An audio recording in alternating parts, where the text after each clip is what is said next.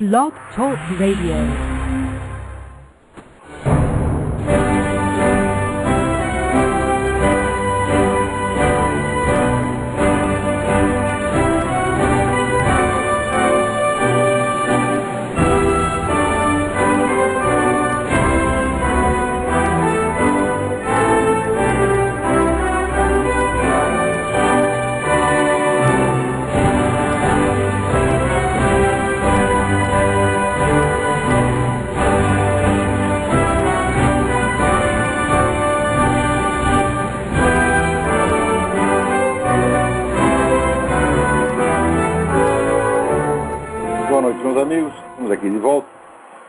Sempre começamos invocando a Santíssima Virgem Maria, o Santo Padre Pio de Pietrelcina, para que roguem a Deus que nenhuma injustiça se cometa neste programa.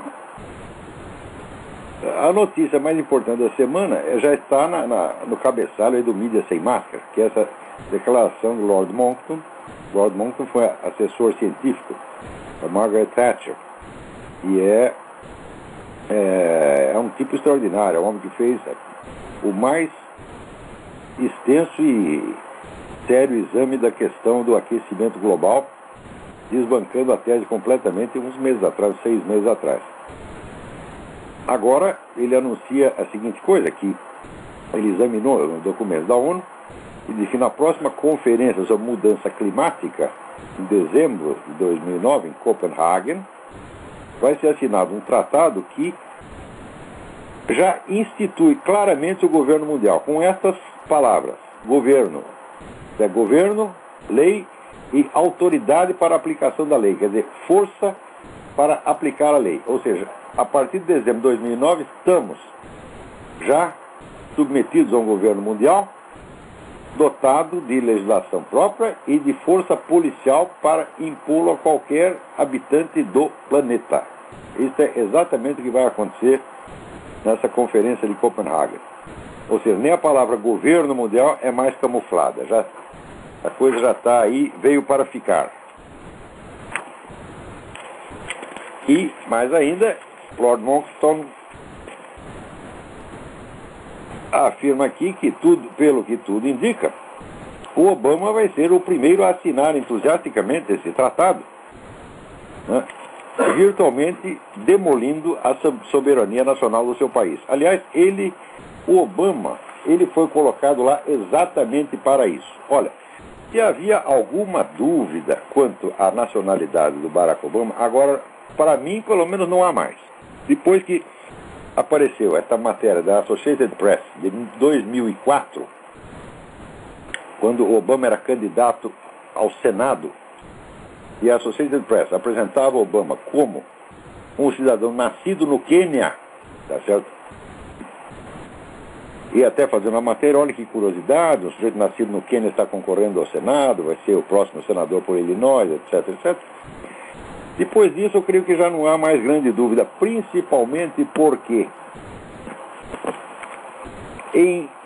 salvo engano, em maio do mesmo ano, quando houve o debate entre ele e outro candidato, que era meu caro amigo Alan Keyes, o Keyes, lá pelas tantas, reclamou. Isso está gravado na televisão, apareceu na C-SPAN. C-SPAN, uma emissão, acho que a C-SPAN só colocou a gravação inteira em 2005 no ar. Mas o debate foi transmitido parcialmente no mesmo dia, claro.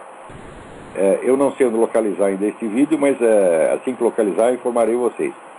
Então, ali durante os debates, o Alan Keyes reclamou, falou, mas você nem é nascido nos Estados Unidos. E o Obama respondeu literalmente as seguintes palavras: e daí?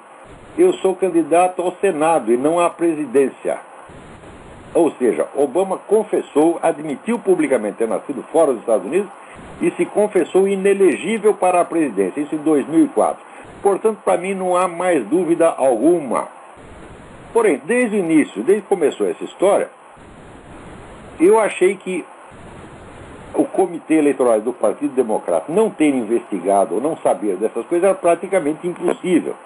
Então eu acreditei que houve alguma premeditação no sentido de forçar a eleição de um estrangeiro para criar propositadamente uma situação anticonstitucional e quebrar a espinha da Constituição americana mediante um fato consumado, criando uma queda de braço entre o eleitorado obamaníaco e a Constituição, de modo a pressionar o Congresso no sentido de evitar uma crise nacional, fizesse uma emenda constitucional permitindo que estrangeiros governassem os Estados Unidos. Eu acho que tudo isso foi planejado, porque, olha, a estupidez humana tem limites. O pessoal diz que é infinita, mas não, ela tem limite, ela não pode passar num certo ponto.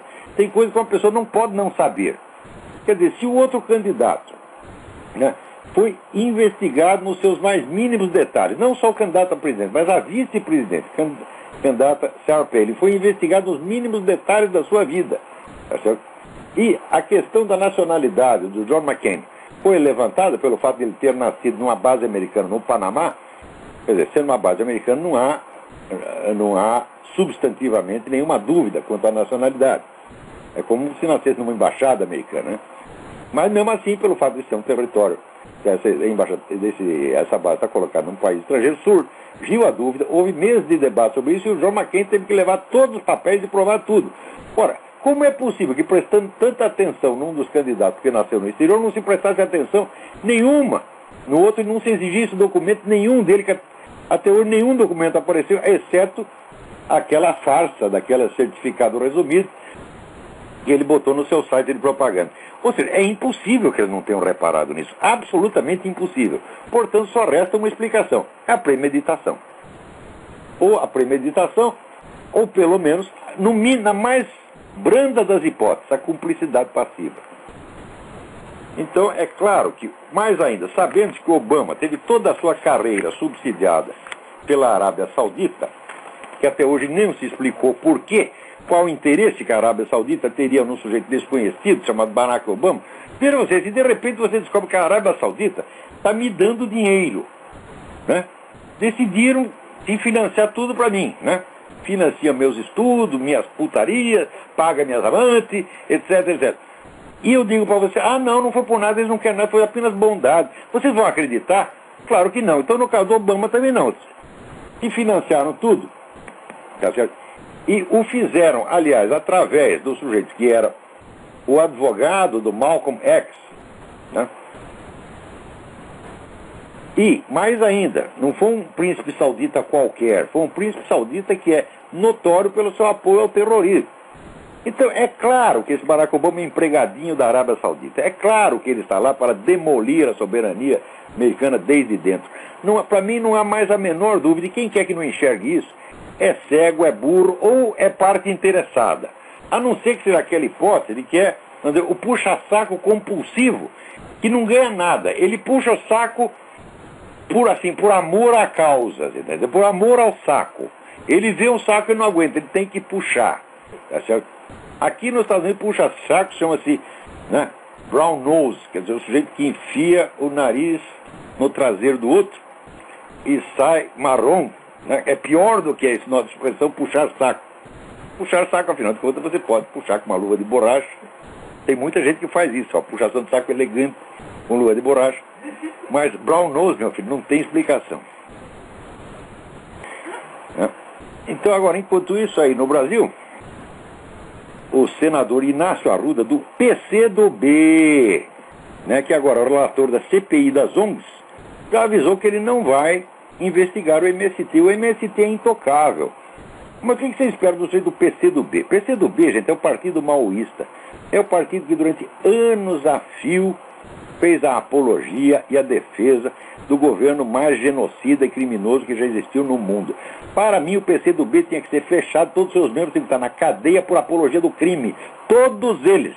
Esse partido é um partido ilegal, é um partido criminoso na sua base. Ele é tão absurdo aceitar a existência de um PCdoB quanto seria aceitar um partido nazista. Com a diferença o seguinte: o Hitler matou 20 milhões de pessoas, tá certo? Porque era um incompetente. Competente era o Mao Tse-tung, que matou 75 milhões. Quer dizer, o Hitler estava na escolinha. Comparado com o Mao Tse-tung, era apenas, né, um delinquente juvenil. Agora, enquanto isso, aquela história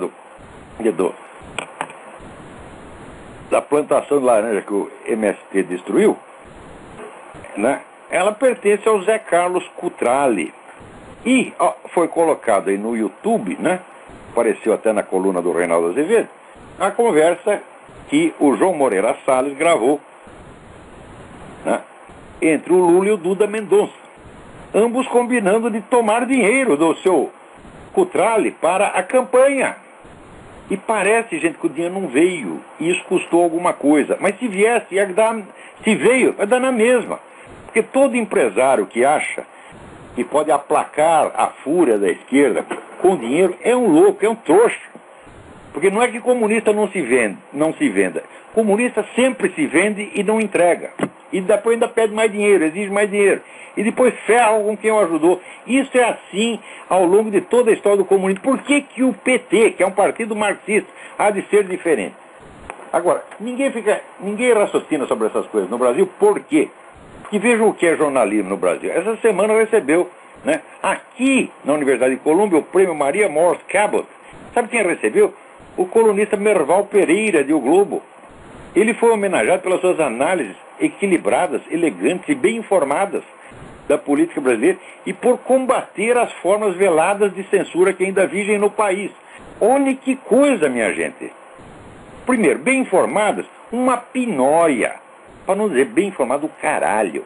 Porque o que esse Merval Pereira faz, o Merval Pereira foi o sujeito que me contratou para ir no Globo. Ele era o chefe de redação do Globo naquela época.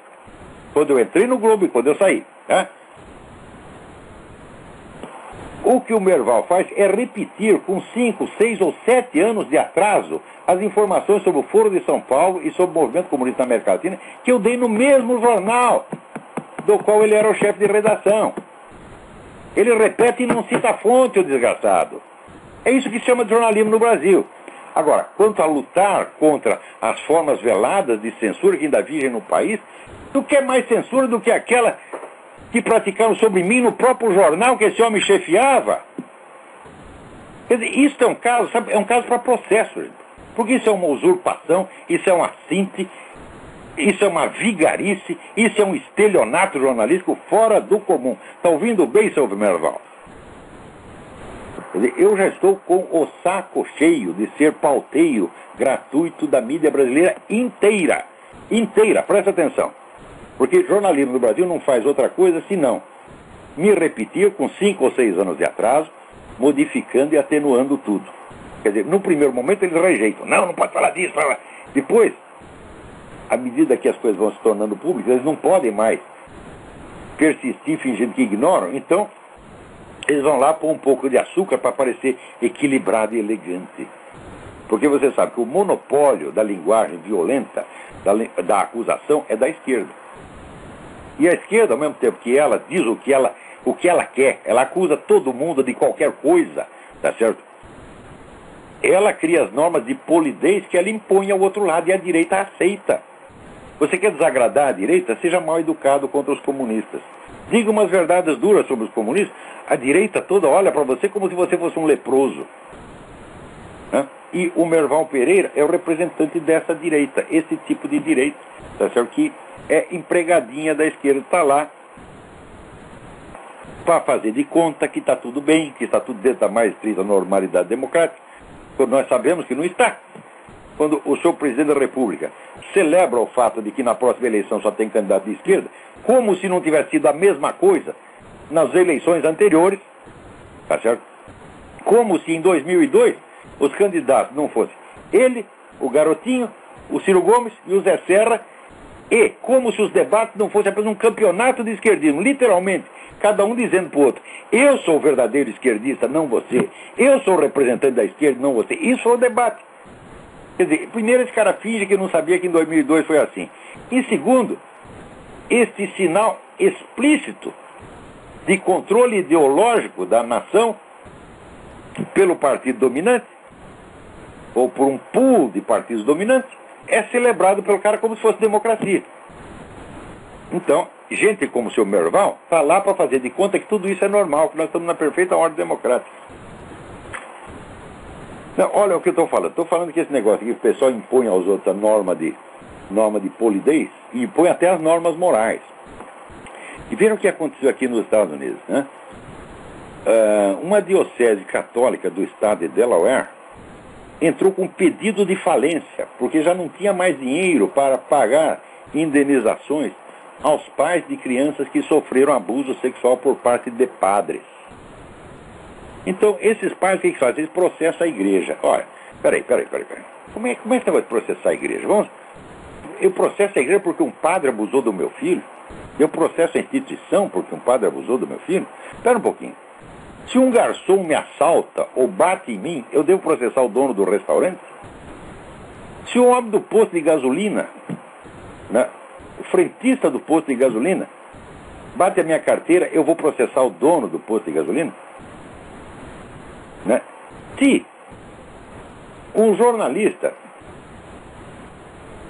me rouba, entra lá na minha conta bancária, desvia o dinheiro todo, eu vou processar o dono do jornal? Isso nunca se faz, meu filho. Né? Se você apanha, né, um sargento te assalta, você processa o exército? Não, esse critério só vale para certas entidades que estão marcadas para a destruição, entre as quais a Igreja Católica. Que eu saiba é o seguinte: o processo certo seria a igreja processar o padre que agiu assim, porque, primeiro, se utilizou dela para fins indevidos, ilegais e criminosos. E segundo, lhe trouxe um dano, um prejuízo à imagem da instituição. Então, só que aqui, com a maior rapidez, com a maior presteza, a maior solicitude, esses filhos das putas desses bispos e cardeais aceitam. E a igreja, como instituição, assume a culpa dos criminosos que abusaram dela. Isso é a inversão total. E de uns anos para cá, apareceu essa mania de pedir perdão coletivamente. Ora, isso parece ser uma exibição de bom mocismo, mas quando você analisa a coisa nas suas intenções, nos seus meios de execução e no seu resultado, a coisa é de uma perfídia quase diabólica. Por quê? Meu filho, se eu peço perdão a um terceiro em seu nome sem te consultar, eu estou te acusando de um crime ou de um pecado que você pode ignorar completamente. Então, por exemplo, chega o seu Lula lá no Senegal e, em nome do Brasil, pede desculpa pela escravidão. Ora, meu caro ouvinte, você escravizou alguém? Você tem escravo na sua casa? Deu chibatada de alguém? Você não fez nada disso. Como é que o homem assume a culpa? A hora que ele assume a culpa em nome de todos, ele não está assumindo a culpa nas costas dele. Ele está acusando os outros. Está acusando milhões de inocentes. E a mesma coisa faz o Papa. O Papa João Paulo II fez a mesma coisa. Na hora que ele, em nome da igreja, pede desculpa pela perseguição que os judeus sofreram, eu digo: meu filho, você católico que está me ouvindo, você perseguiu algum judeu? Eu nunca persegui. Ao contrário. Só faço falar bem deles, defender contra quem os acusa. Então agora eu vou ser culpado disso? Todos nós. Mais ainda, na Idade Média, quando os judeus eram perseguidos na Europa, aonde que eles iam buscar socorro? Eles iam todos para Roma, porque o Papa os protegia. Nunca houve perseguição de judeu a partir do Vaticano, a partir do Papa. Houve a partir de vagabundo e criminoso, tá entendendo? Às vezes um monge, às vezes até um bispo, mas nunca agindo em nome do Papa. O Papa, ao contrário, o protetor dos judeus. Então por que que a igreja, cujo chefe máximo era o protetor dos judeus, em vez de ele acusar aqueles que perseguiam os judeus e dizer: vocês não eram católicos, vocês estão excomungados, vocês estão fora da igreja, em vez de fazer isso, não, ele assume a culpa dos desgraçados e a divide por toda a igreja, inclusive sobre os papas do passado. Que ré de papa é esse, gente? Olha, eu, sinceramente, eu não estou entre os fãs de João Paulo II. Quando você estava lá, você tem que obedecer, tem que respeitar porque é papa, mas a verdade tem que ser dita. Na hora que ele pede desculpa em nome da igreja, ele está acusando a igreja inteira de um pecado que não é dela. Agora, quando esse negócio de abuso, eu já mencionei aqui 1000 vezes o livro do repórter Michael Rose, que se chama Goodbye, Good Man. Que ele entrevistou psicólogos que foram contratados por movimentos esquerdistas e movimento gay para entrar no serviço de seleção psicológica dos seminários e selecionar preferivelmente gays, tá certo? E pessoas com qualquer distúrbio sexual e rejeitar as pessoas vocacionalmente dotadas. Então acabaram com o clero. Isso foi uma operação, está muito bem documentada. Ora, quem tem a obrigação de explicar isso para a população são os bispos, os cardeais. Em vez disso, o que eles fazem? Ele assume como se fosse da igreja o pecado que se fez contra a igreja. Eu, sinceramente, se encontro um filho da puta desse na rua, eu encho a cara do desgraçado de porrada. Pode ser bispo, pode ser cardeal, seja o que for. Porque você é um nojento, você é um agente infiltrado, você é um servo de Satanás, desgraçado. Então, quando vem essas manifestações, da mesma maneira, o senhor Lula vai pedir desculpa por você, por sua mãe, por sua avó, por sua tia, não por mim. Eu sou neto de imigrante, nós chegamos muito depois que começou, que já tinha essa merda de escravidão, já tinha acabado, nós não escravizamos ninguém, tá, né? Então, a minha avó Elisa Schneider era lavadeira, meu Deus do céu, que ela ia ter escravo como? A mulher vivia de lavar roupa pros ricos, porra. Quer dizer, ela mesmo estava numa situação de escrava. Podia ter olho azul quando tivesse, estava lá fazendo, né, o trabalho mais inferior que tinha, o trabalho mais humilde que tinha. Nós vamos assumir a culpa de escravidão, vamos pra puta que os pariu. O que é que eu respondo a isso com educação, fazer uma análise equilibrada e elegante? Ora, não existe elegância quando a linguagem é deslocada da situação real. Linguagem deslocada da situação real é kit, minha gente, é kit. Não tem nada de elegante. Isso é um estereótipo de falsa elegância. Você imagina que os grandes escritores da humanidade, um Shakespeare, um Camões, dentro de coisas desse tipo, iriam fazer análises equilibradas e elegantes? Nunca fariam. Nunca fariam. Escreveriam com a veemência, com a violência com que escrevia um São Bernardo de Clairvaux, com que escrevia Leon Blois, com que escrevia Jorge Bernanos e outros grandes cristãos da história. Agora, enquanto isso aqui está se discutindo aí, chamada Lei dos Crimes de Ódio. Crime de ódio que só vale o seguinte: se você cita um versículo da Bíblia que fala contra o homossexualismo, é crime de ódio. Mas, se um representante do movimento gay fala as piores coisas a respeito da Igreja Católica, a respeito de padres, bispos, ou de outra religião, pastor protestante, rabino, aí não é crime de ódio. Mesmo quando mata o sujeito, não é crime de ódio. Por exemplo, quando um louco, manifestamente louco, já com vários crimes nas costas, matou aquele médico abortista, todo mundo é crime de ódio, né? Eu digo, mas o camarada era louco. Um louco não pode cometer um crime de ódio. O louco não tem motivação ideológica para cometer um crime. Passa uma semana, está um velhinho com cartaz anti-aborto na esquina, passa um sujeito no carro, né, grita duas coisas contra o conteúdo do cartaz e dá um tiro no velhinho. Ninguém disse que é crime de ódio. Ou seja, esse pessoal está autorizado a cometer homicídio sem que seja crime de ódio.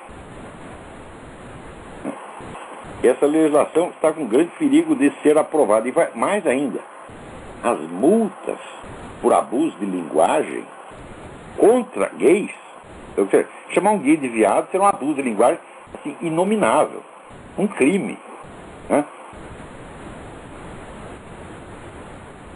As multas serão ilimitadas, não tem limite para a multa.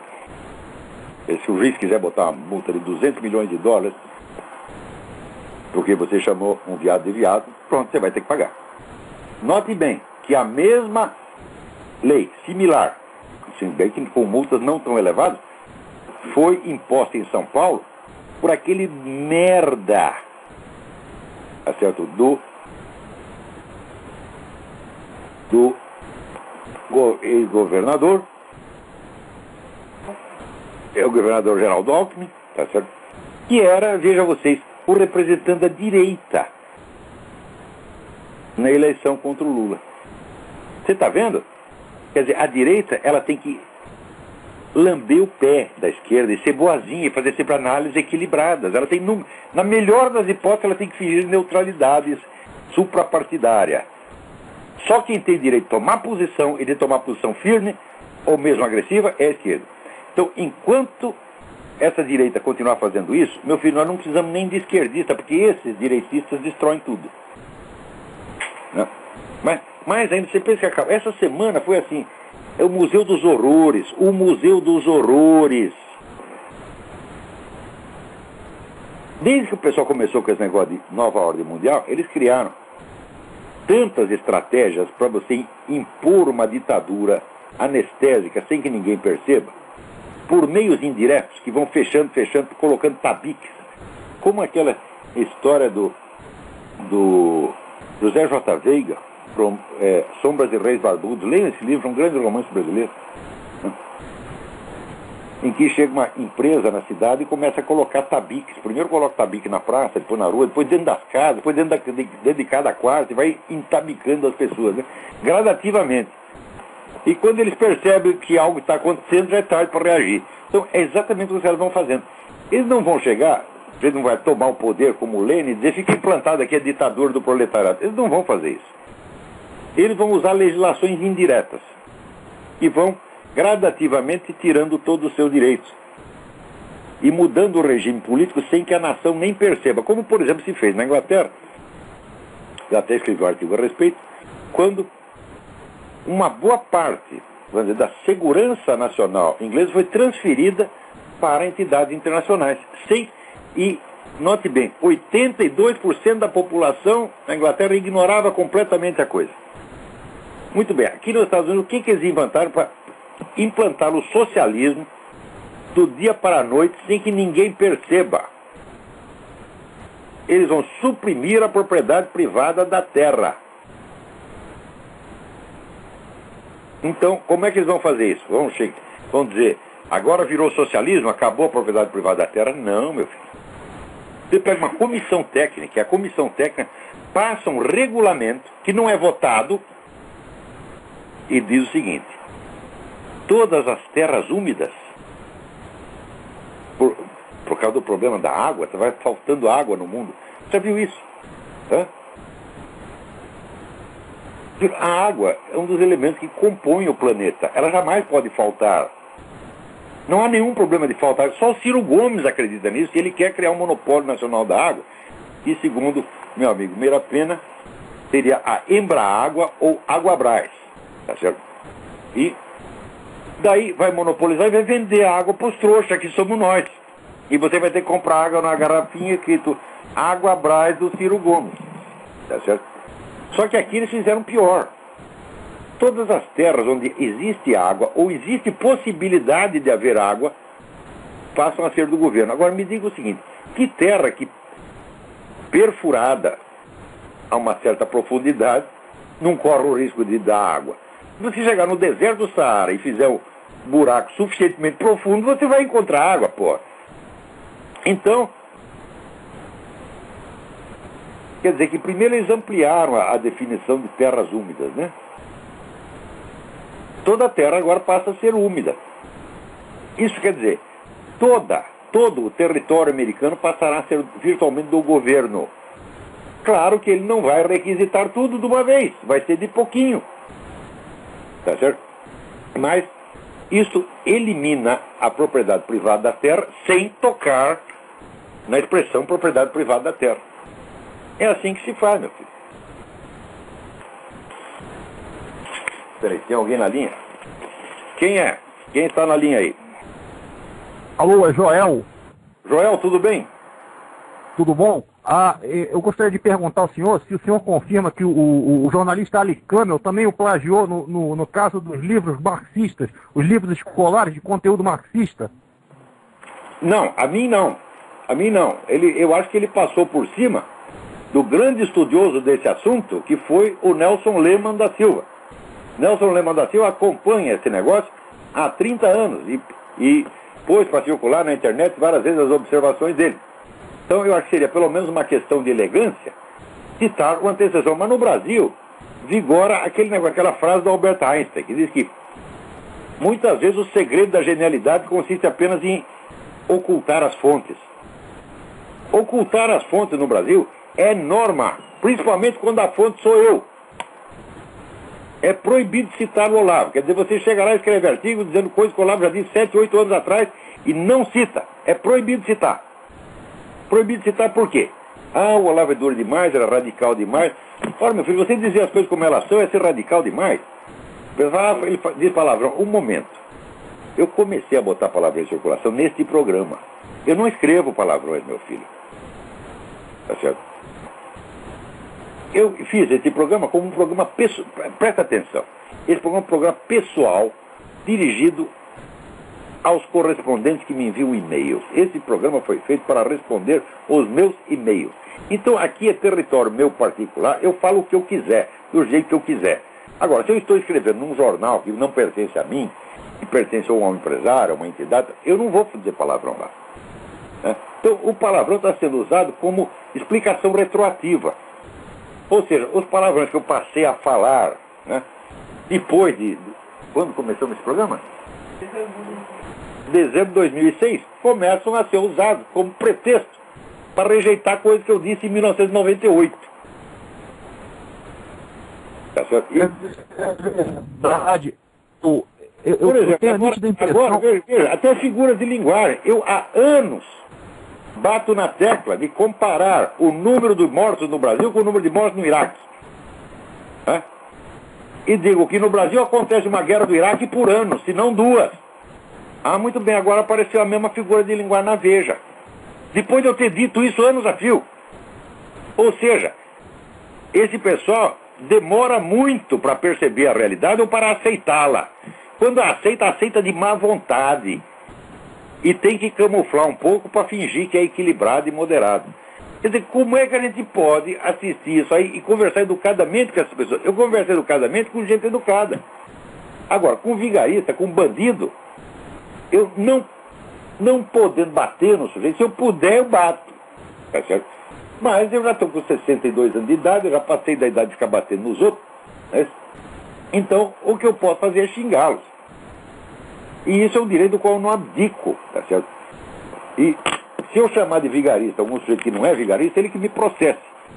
Porque eu, quando eu digo que você é filho da puta, eu mostro a fotografia da mãe dele no bordel. Tá certo? Se não a dele também. Tá? É totalmente verdade isso, professor. O senhor realmente coloca várias questões que vão aparecer somente 10 anos, às vezes 15 anos depois. Exatamente. Na mídia. Eu devia cobrar direitos autorais desses caras. Eu sou o jornalista mais copiado do Brasil. Claro que eu nunca esperei outra conduta dessa gente. A classe jornalística brasileira é assim, é quase toda ela militante de esquerda, se não é militante é simpatizante, se não é simpatizante é puxa-saco, mesmo quando é direitista. Aliás, o direitista puxa-saco de esquerdista é pior do que o próprio esquerdista. Quando é que o senhor acha, Randimeira, vai finalmente relacionar o Lula com os narcotraficantes das Farc diretamente? Mas é um negócio, não precisa relacionar o Lula como presidente do Foro de São Paulo em 2001, poucos meses antes de ser eleito presidente do Brasil, ele assinou, junto com toda a unanimidade da Assembleia do Foro de São Paulo, um manifesto de apoio e solidariedade integral às Farc. Ora, esses manifestos de apoio, assinados como resoluções do Foro de São Paulo, têm um poder decisório, tem que ser cumprido, e ele está cumprindo, minha gente. Ou você acha que ele assina e depois faz o contrário? Você acha que o Lula é louco de desagradar, de ficar contra toda a esquerda latino-americana, quase 200 organizações que compõem o Foro de São Paulo, inclusive organizações armadas e perigosas, como a própria Farc ou o MIR? Não. O que ele prometeu para os caras, ele cumpre. O que ele promete para os eleitores, não. Mas o que ele promete para essa turma da esquerda, ele tem que cumprir, senão acabam com ele. Então, se 50 mil brasileiros, 40 ou 50 mil brasileiros continuam morrendo por ano, hoje mesmo eu estava lendo que só no Rio, no período de 8 anos, estão 60, não, perdão, período de 4 anos, 60 mil desaparecidos por causa do narcotráfico, por causa da violência do crime organizado, só no Rio de Janeiro, 60 mil pessoas. Se isso está acontecendo, é por culpa do senhor Luiz Inácio Lula da Silva, que não pode tocar no interesse das Farc. Isso é a coisa mais óbvia do mundo. Não precisa investigar. O papel está lá, a ata do Foro de São Paulo está lá, assinado o Manifesto de Solidariedade. Agora, como é que vai dizer que o PT não é solidário às Farc? Se as Farc continuam participando do Foro de São Paulo, se sempre que é preso algum sujeito das Farc ou do MIR chileno, essa putada toda do PT se mobiliza para defender o cara e para tirar da cadeia. Está na cara que existe a solidariedade.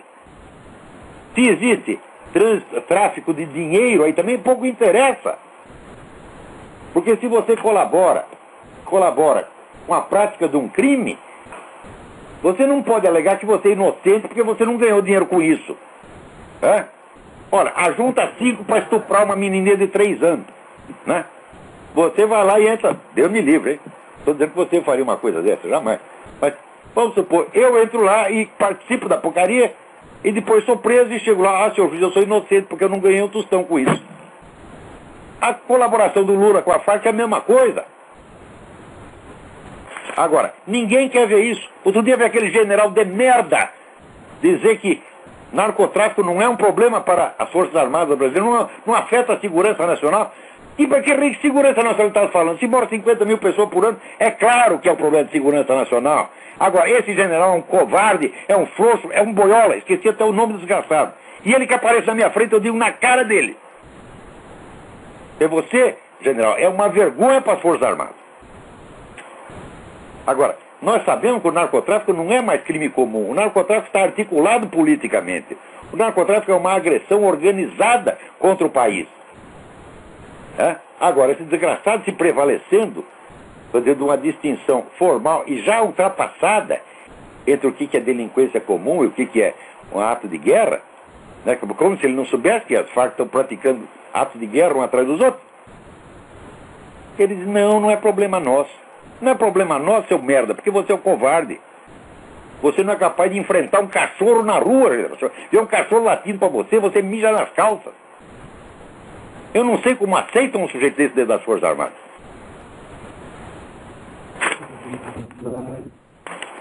Olavo, impressionante.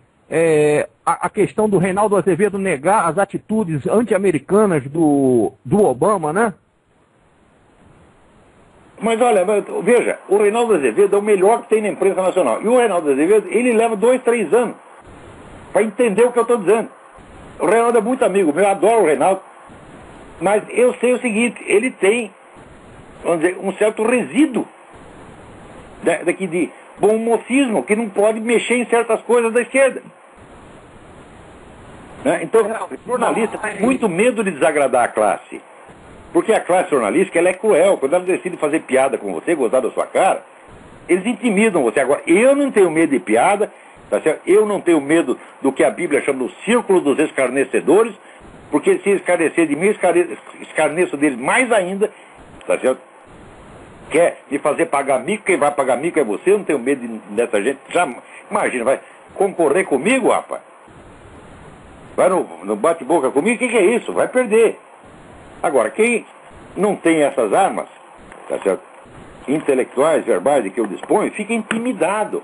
Então, por exemplo, se a classe decide rir das investigações sobre o lugar de nascimento do Obama, então, mais que depressa, jornalistas conservadores e liberais se apressam em rir junto, para não desagradar a turma. Eu não preciso disso, minha gente.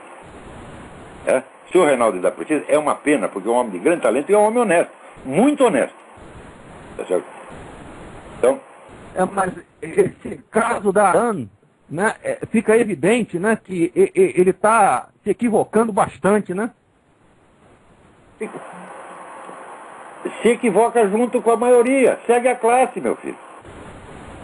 É verdade. Ok, obrigado, Olavo.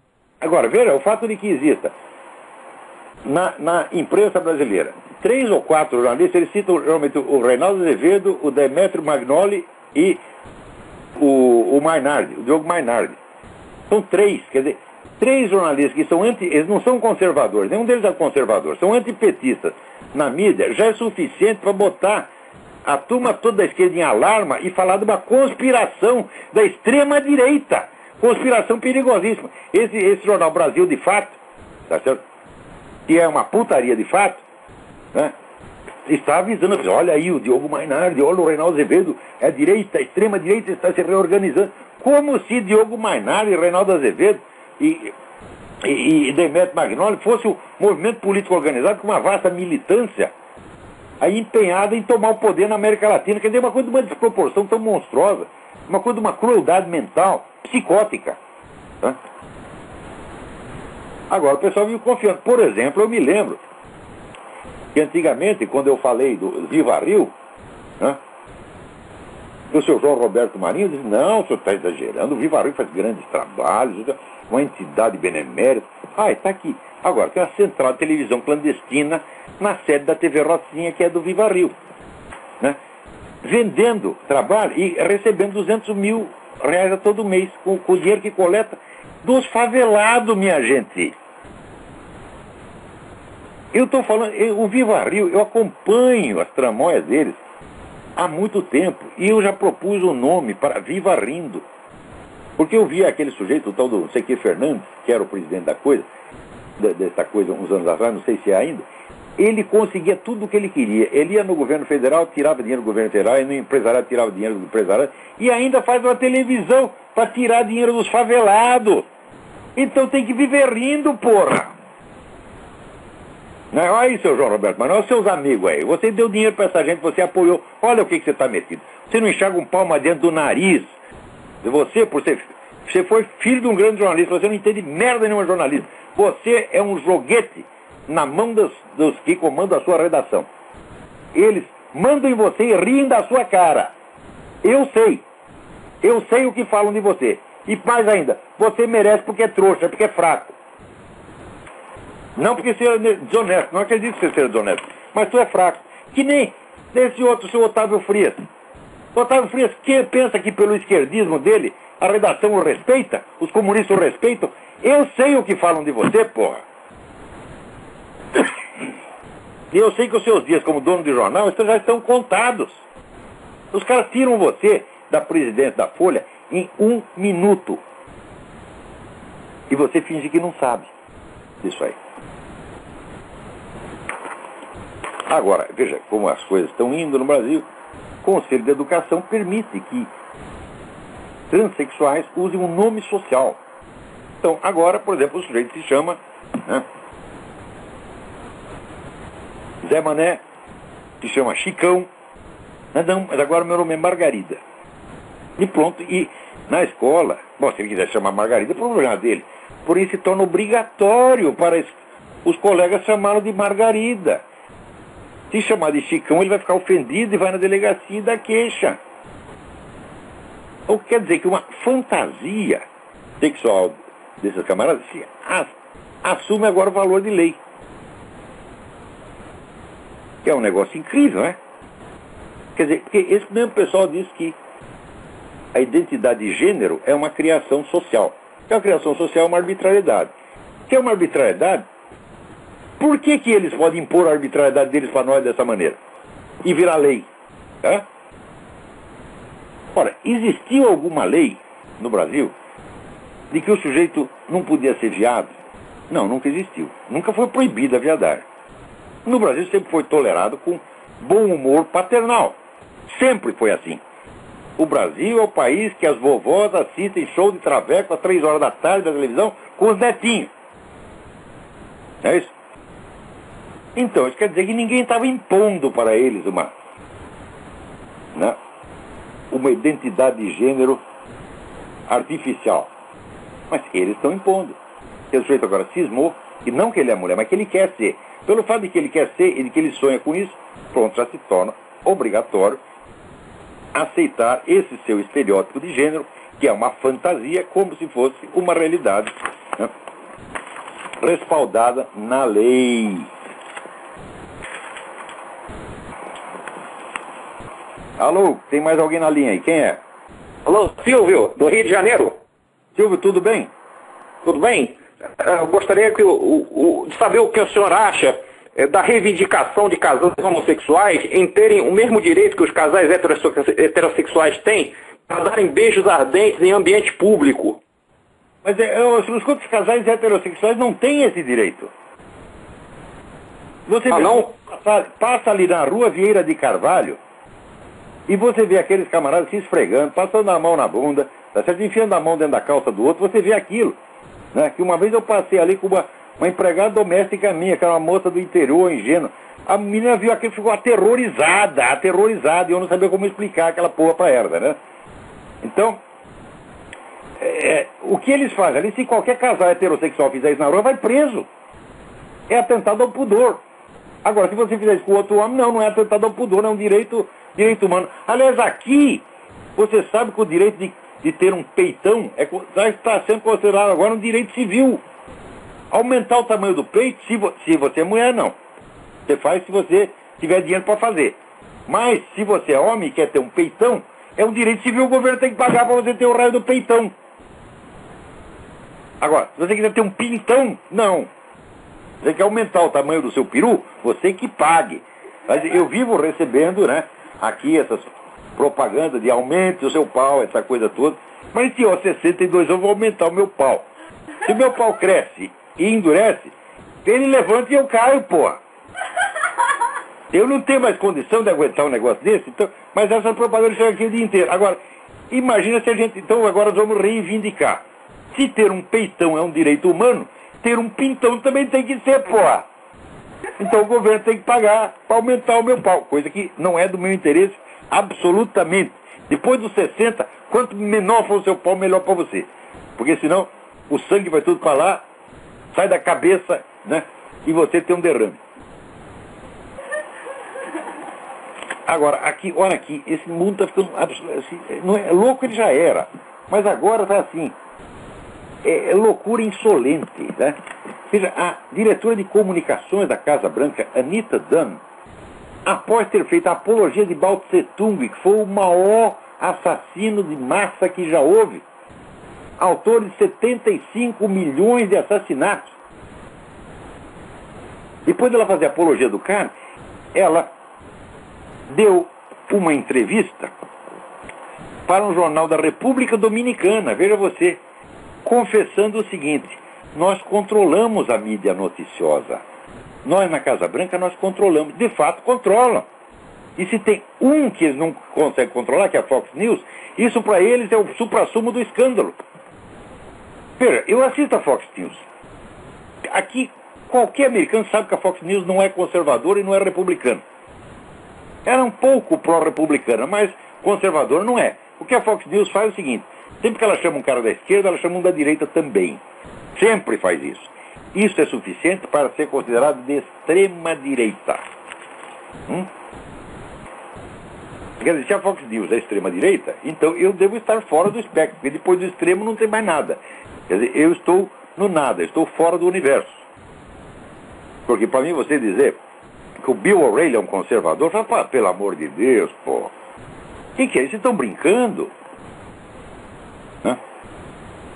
Bom, você pode dizer, por exemplo, que o Rush Limbaugh é um conservador. Sim, esse é mesmo. Tá certo? Mas a turma da Fox News não, eles são direita moderadíssima. Né? Mas isso é suficiente para despertar a ira da Casa Branca. Eles não querem ninguém fora do esquema.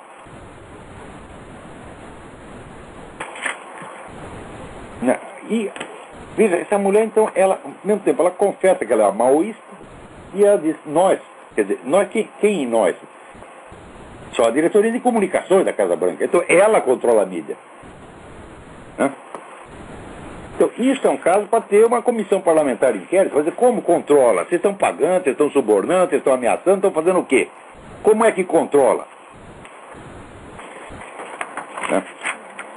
Agora, também nessa semana, né, tem o tal do Kevin Jennings, né, que é o sujeito responsável aqui pelo Departamento de Segurança nas escolas, que é um sujeito que distribuía, né, material pornográfico para crianças nas escolas e fomentava as relações sexuais entre crianças e adultos. Quer dizer, um pedófilo militante. E o Obama já falou, ele é intocável, nós não vamos tirar o sujeito de lá de jeito nenhum. Quer dizer, a presença do Kevin Jennings é sagrada no governo, né?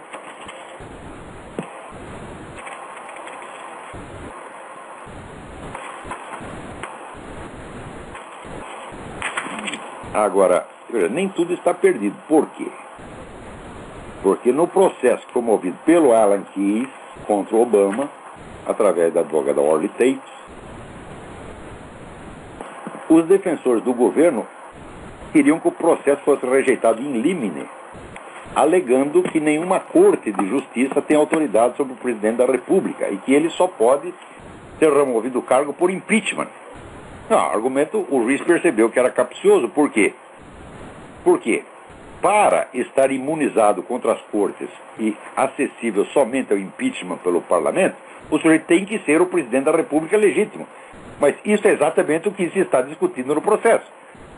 Quer dizer, você não pode usar a matéria em discussão, a própria tese em discussão, tá certo, como argumento. Você vai dar a matéria por julgada antes de ter sido julgada. Então o juiz percebeu e o que ele fez? Rejeitou a liminar e marcou a audiência para 26 de janeiro. Tá certo? Não sabemos durante quanto tempo esse juiz vai, né, conservar a posse integral dos seus 2 culhões. Não sabemos, porque esse negócio de culhão está ficando cada vez mais raro, né? Mas, pelo menos marcada já está a audiência, né? Enquanto isso, você vê, os países do leste europeu estão todos aterrorizados, porque, né,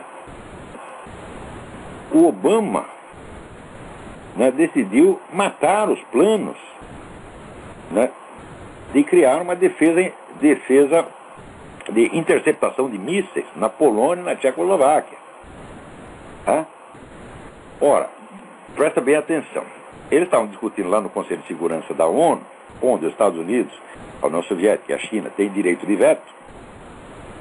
Estavam discutindo sanções contra o Irã, por causa do negócio de bomba atômica.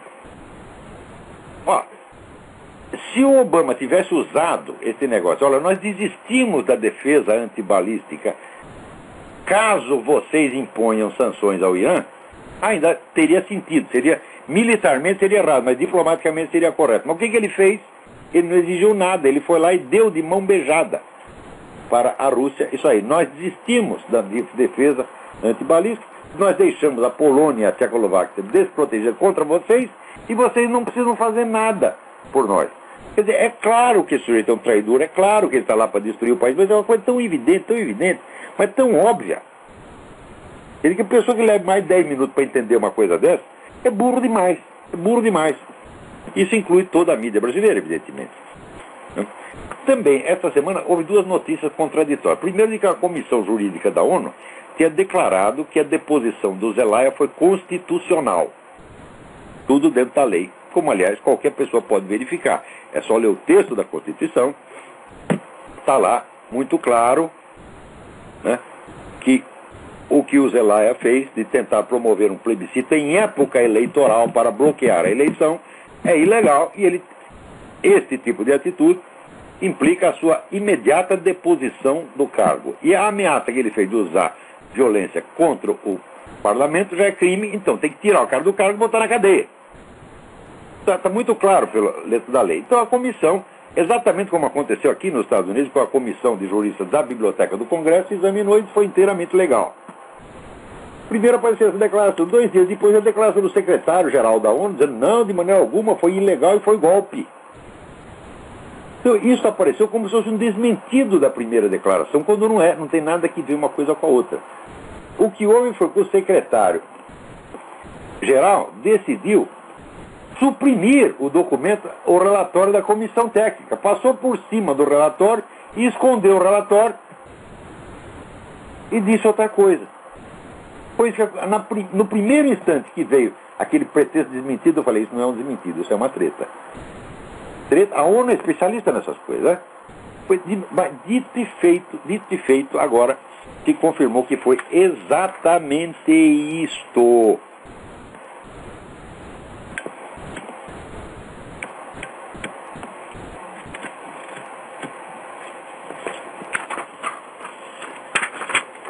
Então, olha, gente, eu vou dizer uma coisa para você. No Brasil tem um sujeito que entende jornalismo, sou eu.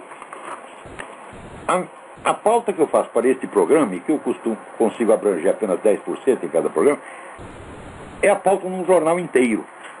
Tá certo? Agora, esses camaradas eles não sabem o que acontece. Eu vou dizer uma coisa para você. Por exemplo, a existência do movimento conservador nos Estados Unidos. Até eu começar a escrever sobre isso, nenhum jornalista no Brasil sabia nem quem era Russell Kirk, que foi o mentor, o ideólogo, certo?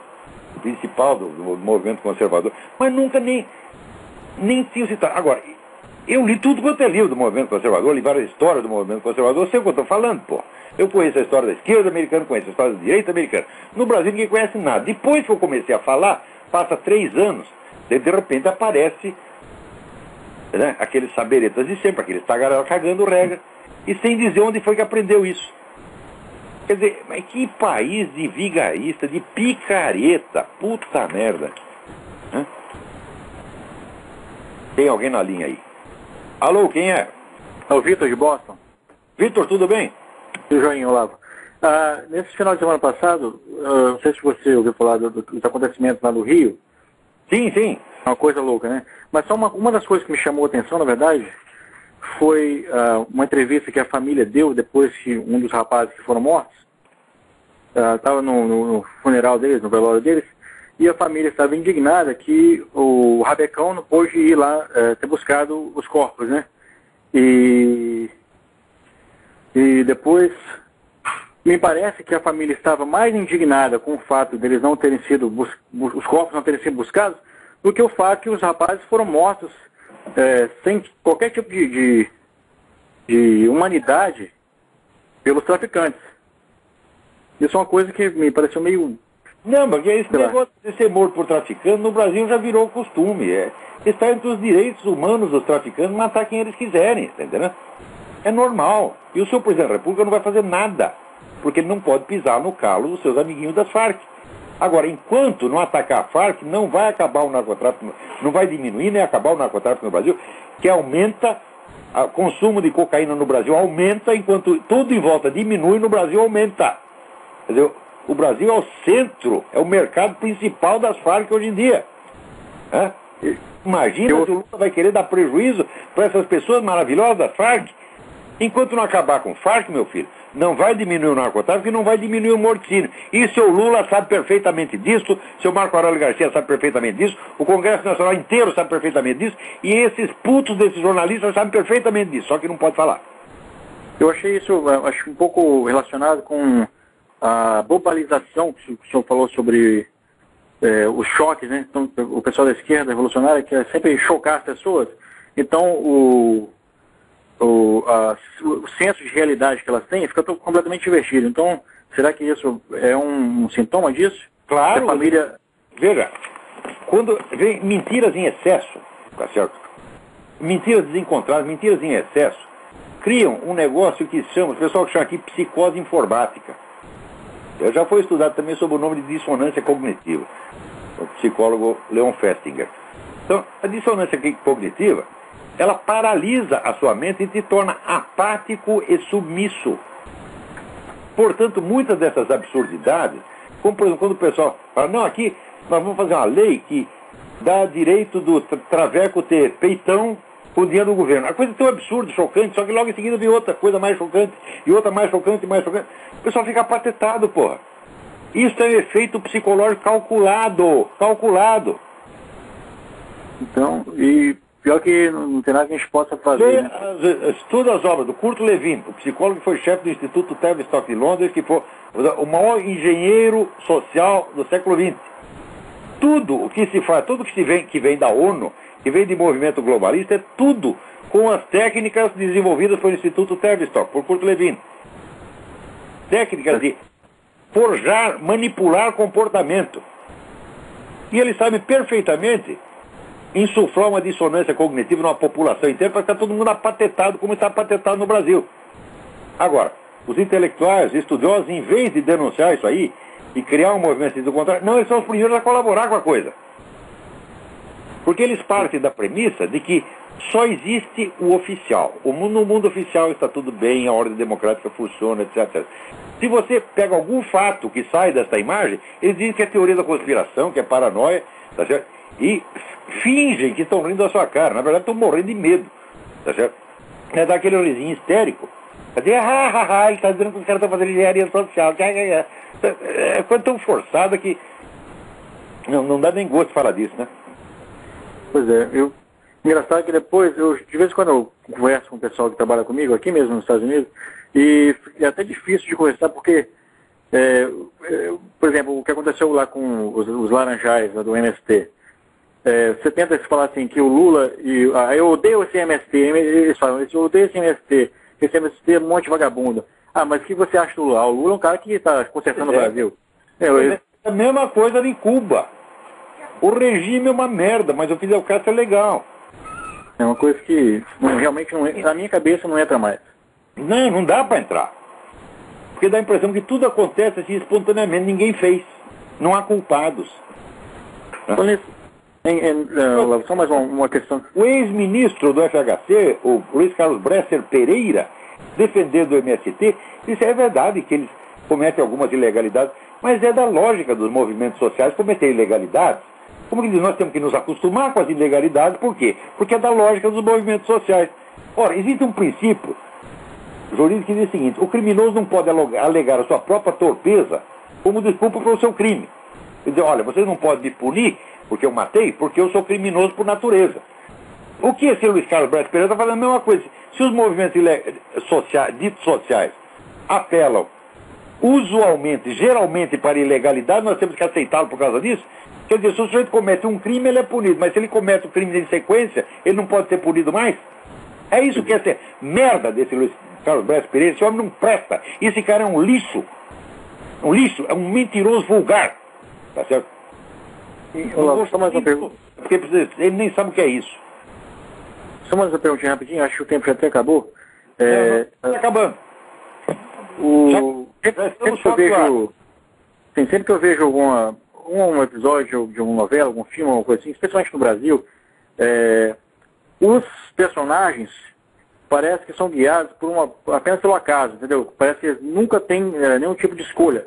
E como você estava falando do livre-arbítrio na semana passada, ou retrasada, não lembro, isso é uma coisa também que é premeditada, planejada, as coisas da pessoa não ter livre-arbítrio? Nada se faz em comunicação de massa que não seja baseada em engenharia social. Nada, absolutamente nada.